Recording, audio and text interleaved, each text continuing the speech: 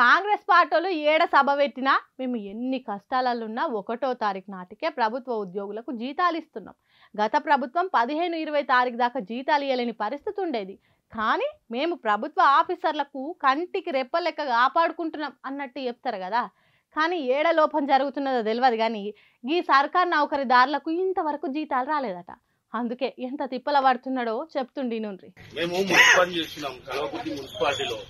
ఇప్పుడు వరకు 22 తారీఖు వచ్చింది. మాకు ఇది వరకు జీతాలు లేవు. 8 రోజులు అయితే 2 నెలలు అవుతుంది. ఇది వరకు జీతాలే లేవు మాకు. ఇన్నరా అన్న ఏం చెప్తుండో.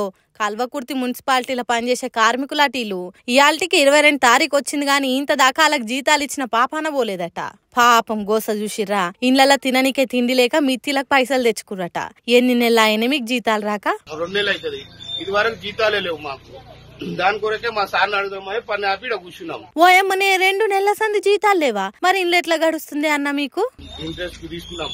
వాళ్ళు వచ్చి మీద పడుతున్నారు. మాకేమో తిండికే ఇట్లా మొత్తానికే అయిపోయినాయి. ఇప్పటికే జీతాలు పడినప్పుడు వచ్చే నెల మాకు గ్రూపులు ఎప్పుడు చేసుకున్నాం. మళ్ళీ అది కూడా మళ్ళీ అప్పుడు కూడా నెల రోజులు ఆగంటే మేము ఏడంగా తినాలి, ఏం బతకాలి, ఏం మోస గీయాలి.